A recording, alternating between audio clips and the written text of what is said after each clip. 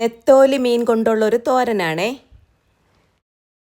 മുള്ളെല്ലാം കളഞ്ഞ് കഴുകി വൃത്തിയാക്കി എടുത്തേക്കുന്ന മീനാണ്. ഇതിലേക്ക് 1/4 ടീസ്പൂൺ ഉപ്പും 1/4 ടീസ്പൂൺ മഞ്ഞൾപ്പൊടിയും 1/4 ഗ്ലാസ് വെള്ളവും ചേർത്ത് അടച്ചു വെച്ച് ഒരു മീഡിയം ഫ്ലെയിമിൽ ഒരു 4 മിനിറ്റ് നമുക്കിതൊന്ന് വേവിച്ചെടുക്കാം.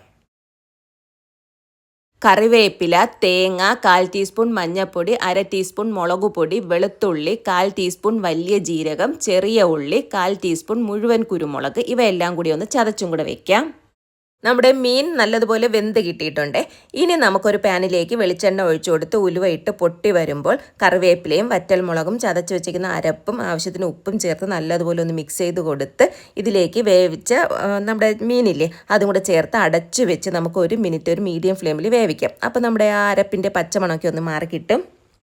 ഇനി നല്ലതുപോലെ ഒന്ന് മിക്സ് ചെയ്ത് കൊടുത്ത് ടേസ്റ്റ് നോക്കി ഉപ്പ് കുറവാണെങ്കിൽ ഉപ്പ് കൂടി ചേർത്ത് നമുക്ക് ഫ്ലെയിം ഓഫ് ചെയ്യാവുന്നതാണ്. അപ്പം നമ്മുടെ വളരെ ടേസ്റ്റി ആൻഡ് ഹെൽത്തി ആയിട്ടുള്ള നെത്തോലി മീൻ തോരൻ റെഡി. എല്ലാവരും ഒന്ന് ട്രൈ ചെയ്ത് നോക്കണേ.